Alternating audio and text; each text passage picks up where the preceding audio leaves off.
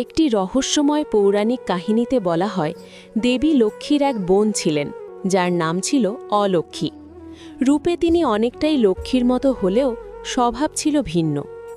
অলক্ষ্মী প্রায়ই তার বোনের কাছে বেড়াতে যেতেন, কিন্তু সমস্যা ছিল তিনি অধিকাংশ সময়ই এমন মুহূর্তে উপস্থিত হতেন যখন দেবী লক্ষ্মী ভগবান বিষ্ণুর সঙ্গে একান্তে সময় কাটাচ্ছিলেন। একদিন আবারও এমনই একটি সময়ে অলক্ষ্মী এসে পড়লেন।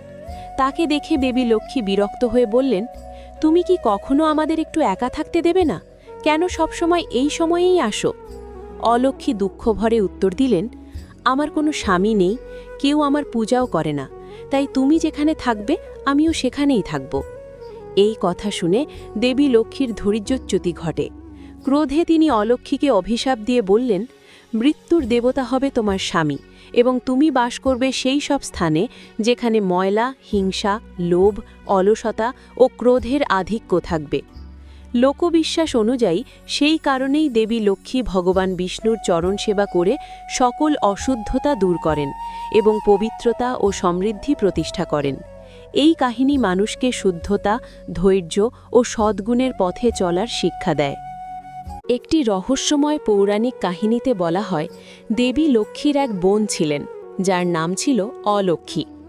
রূপে তিনি অনেকটাই লক্ষ্মীর মতো হলেও স্বভাব ছিল ভিন্ন।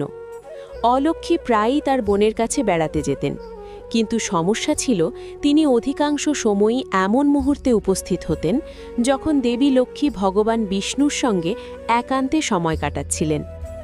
একদিন আবারও এমনই একটি সময়ে অলক্ষ্মী এসে পড়লেন।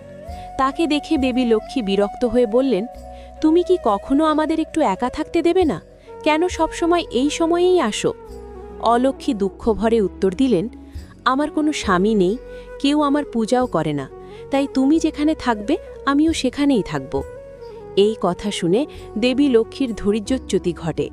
ক্রোধে তিনি অলক্ষ্মীকে অভিশাপ দিয়ে বললেন, মৃত্যুর দেবতা হবে তোমার স্বামী এবং তুমি বাস করবে সেই সব স্থানে যেখানে ময়লা, হিংসা, লোভ, অলসতা ও ক্রোধের আধিক্য থাকবে। লোকবিশ্বাস অনুযায়ী সেই কারণেই দেবী লক্ষ্মী ভগবান বিষ্ণুর চরণ সেবা করে সকল অশুদ্ধতা দূর করেন এবং পবিত্রতা ও সমৃদ্ধি প্রতিষ্ঠা করেন।